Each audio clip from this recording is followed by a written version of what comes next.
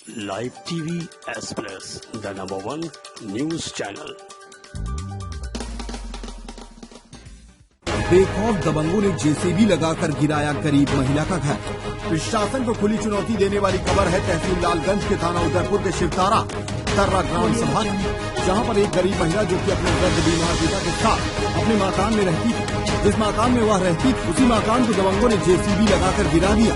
आज उसके पास रहने को घर नहीं है, वो पन्नी डालकर रहने को मजबूर है। महिला के साथ जो हुआ वह अति दुखद है, परंतु सबसे बड़ा सवाल तो यह है कि क्या अब दबंगों को कानून का कोई खौफ नहीं है, जब चाहे जिसका घर गिरवा दो।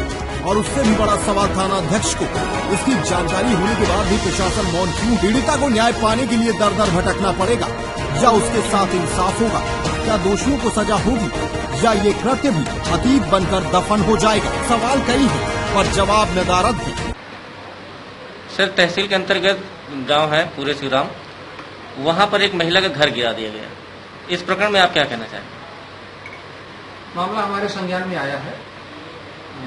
एसओ मैंने बात किया है, उन्होंने कहा है कि हाँ वो मकान गिराया गया है और उसके बाद एसओ ने निरीक्षण भी करवा लिया है। देखते हैं इसमें जो भी जांच करके जो भी अवैधानिक कार्य हुआ है और जिन लोगों ने किया है कार्रवाई की गई है। क्या किसी व्यक्ति को या ऐसा अधिकार है कि वो जाके घर गिरवा दे जेसीबी लगा के? नहीं, ऐसा कोई अधिकार नहीं है। उसको आवेदन देना चाहिए था, हमें क्या मामला है तथ्य बताना चाहिए, मैं जांच कराता, उसका तथ्य आ जाता, उसके बाद कोई कार्रवाई होती। फिर किसी का मकान, एक ही मकान है तो कैसे गिरा दिया जाएगा?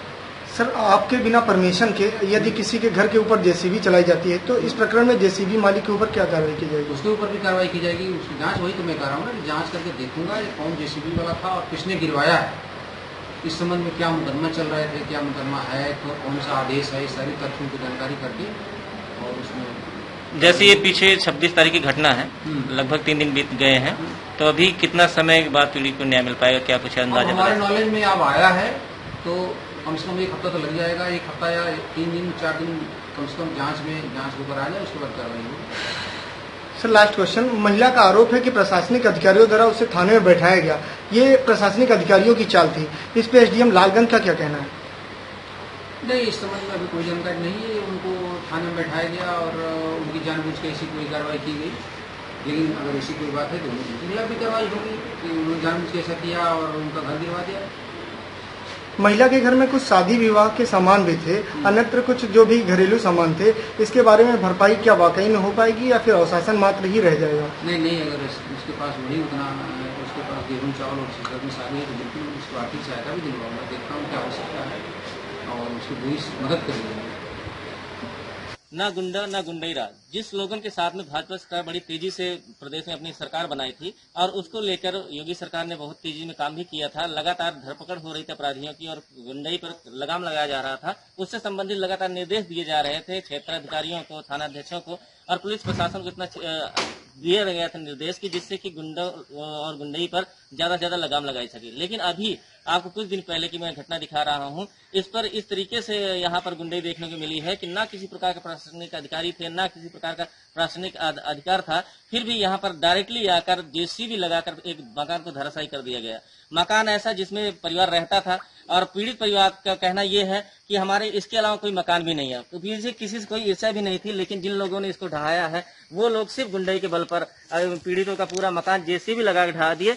ग्राम के लोग यहाँ पर थे, मौजूद थे, मौके से पीड़ित को यहाँ से हटा दिया गया था बहाना बना के, लेकिन वहाँ पर ग्राम के लोगों ने बताया और उनसे ये सारी चीजें जानकारी मिली कि जो लोग आए थे वो बहुत ही दबंग किस्म के लोग थे जिन्होंने किसी की नहीं सुनी और जेसीबी लगा के पूरा का पूरा मकान ढहा दिया, जिसमें कि यहाँ पर बहुत ज्यादा नुकसान भी देखने को मिल रहा है। मकान ढह जाने की वजह से किसी प्रकार के रहने की कोई इनके पास कोई और जरिया नहीं है, किसी तरीके से पन्नी डालकर रह रहे हैं। इससे शिकायतें भी की गई है, लेकिन अभी तक प्रशासनिक अमला किसी प्रकार की कोई कार्रवाई नहीं कर पाया है। हमारी टीम यहाँ मौके पर पहुंची है और देखने से भी प्रतीत हो रहा है किस तरीके से यहाँ निर्दयता और बर्बरता की गई है, जिसकी वजह से यहाँ के पीड़ित इतना ज्यादा परेशान है। क्या इसी प्रकार से गुंडा और न गुंडई राज का सपना सफल हो पाएगा या योगी सरकार के अलावा इस पे जो भी जागरूक यहाँ पर जिससे भी जुड़े हुए प्रशासनिक अधिकारी हैं, क्या वो इस पे कोई संज्ञान लेते हैं, क्या पीड़ित को न्याय मिल पाता है? इससे संबंधित आपको हम फिर बताएंगे। अभी तो हम यहाँ के पीड़ित से ही जानना चाहेंगे कि यहाँ की क्या स्थिति है और किस प्रकार से उनको सताया जा रहा है। क्या नाम है आपका?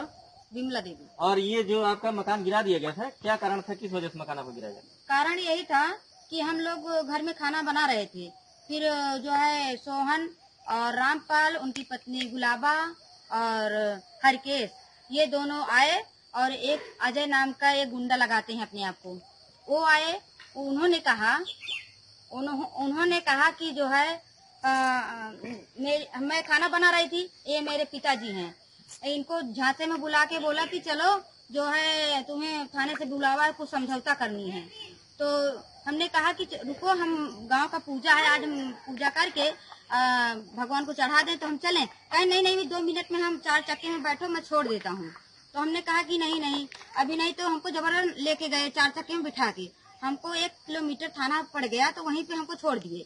बोले रुको, मैं 4 चक्के में गाड़ी तेल खत्म हो गया है, मैं आ नहीं। तो हमको जबरन लेके गए 4 चक्के में बिठा के, हमको 1 किलोमीटर थाना पड़ गया, तो वहीं पे हमको छोड़ दिए। बोले रुको, मैं 4 चक्के में गाड़ी तेल खत्म हो गया है, मैं आ रहा हूँ, फिर तुमको लेके चलता हूँ। फिर होते करते 2 घंटे बीत गया, मैं भूख प्यास के मारा मर रही थी। फिर वहाँ से वापस लौटी तो यहाँ देखी तो मेरा जेसीबी पूरा धान बियान कर दिया। यहाँ आए हम रोते, मेरा पिताजी मैं रो के कि हम कहाँ खाएंगे, क्या रहेंगे, कैसे, बारिश का मौसम।